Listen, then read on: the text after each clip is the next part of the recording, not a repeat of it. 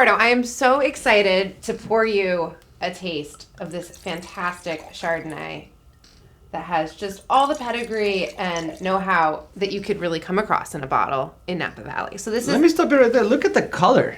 That is intense golden. Beautiful Chardonnay. This is the 2019 Grande Sonnerie Coombsville Chardonnay.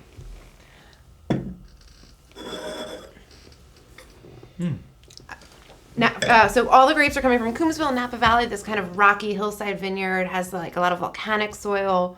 It's a site that was sought out by the winemaker, Luc Morlaix. Oh, Luc Morlaix. Luc Morlaix. From Morlaix Vineyards. From Morlaix Family Vineyards. He is a transplant, not from here. Originally, his family's from Champagne. So really grew up in the winemaking world and really fell in love with, he fell in love with a woman here in Napa Valley, but also the wines and vineyards of the valley. You know, Luc and Jody are some of my favorite people in the valley, and he actually, he was born in Champagne, multi-generational growing family, and then he went through Bordeaux, and if I recall right from last time we were writing a story about him, he came to the Napa Valley to Newton. And from there, like many other great winemakers, I mean, Jean Heffiger, Aaron Podwood spent some time in there as well. John Kongsgaard, you cannot say that. Anyway, he came in there and then, yes, he fell in love with Jody. And then the rest is history. They started their own empire, I should say. After his brief time at Peter Michael, indeed, of course.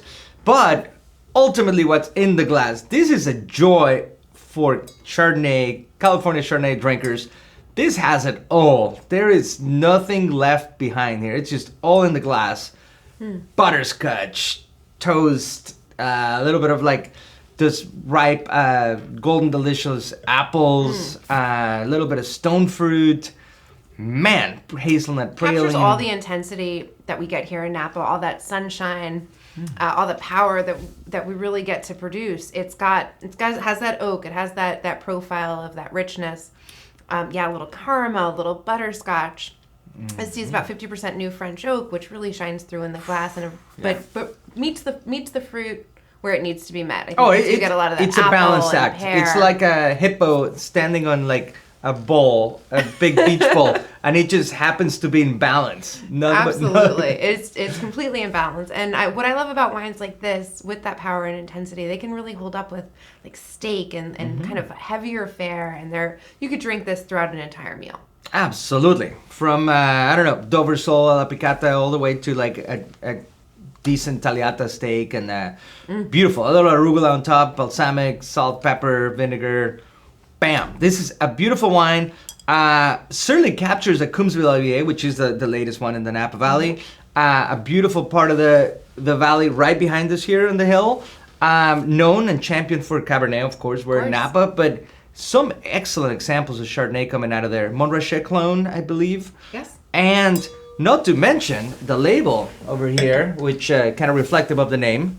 Was made by a good friend of ours, Richard Von Saal, who's a fantastic artist.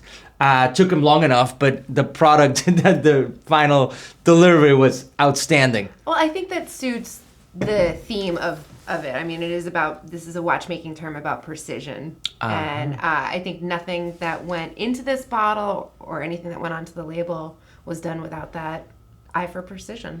I'm thrilled to see this part of the set because it really rounds up a stylistic difference, and we could not forget about California, precisely Napa, Coombsville Chardonnay, to kind of bring a little presence into the set. So super fun, excellent wine. Glad to share it with you. Thanks for all the knowledge.